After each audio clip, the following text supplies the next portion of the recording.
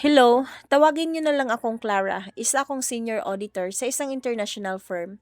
Kilala ang mga auditor na mapili sa detalye. Sa madaling salita, bawat butas, mahahanap namin. Niyaya ako ng pinsan kong si Rina, isang graphic designer, na mag-unwind sa Elio. Sabi niya, isasama niya raw yung bago niyang manliligaw at ang tropa nito na si Mark. 3 AM pa lang, sinundo na kami. Pagpasok ko sa SUV, ramdam ko na agad ang pabango ng pera o yung pilit na amoy mayaman.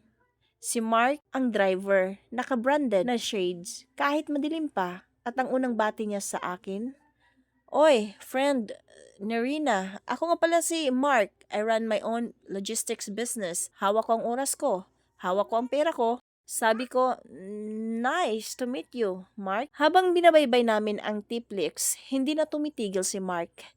Mahirap maging CEO, Clara. Yung stress ng payroll, yung mga kliyente, hindi bero. Ikaw ba? Anong pinagkaabalahan mo? Parang nakikita kita sa mga mall, yung nag-aalok ng credit card. Napaka-persistent mo siguro sa sales. Ngumiti lang ako. Mahilig ako sa numero. Hindi ko na dinagdagan pa. Hayaan ko siyang isipin na naghahabol ako ng quota sa mall. Sabi na tawa niya. Okay lang yan, lahat naman tayo nagsisimula sa baba. Pero kung gusto mo ng tips kung paano mag-scale ng business, tanong ka lang sa akin. Baka masyadong high level para sa iyo yung terms ko, pero tinatry ko namang i-simplify. Pagdating sa Elio, diretso kami sa isang sikat na resort.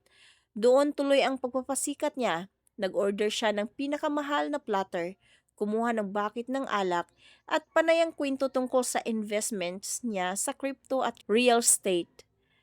Clara, order ka lang. Isang araw na binta ko lang to. Isipin mo na lang, incentive mo to sa pagiging masipag na agent. Dahil medyo pity ang pagkaka-auditor ko, tiningnan ko yung resibo nung dumating. 12,800 pesos. Sabi ko, "Mark, sure na ako, mukhang napadami order natin." Tinaas niya ang kamay niya na parang stop sign. "No, I got this. It's a CEO thing." Maliit na bagay. Nung pauwi na kami, nag-exchange kami ng social media para daw i-mentor niya ako. Lakang profile ko pero inaccept ko siya nung nakababa na ako. Kinabukasan, 9 AM, tumawag siya. Hindi ko sinagot. Nag-message siya, "Clara, bakit hindi mo sinabi na senior auditor ka pala? At bakit may post ka nung nakaraang buwan na awarder ka as top tax consultant?"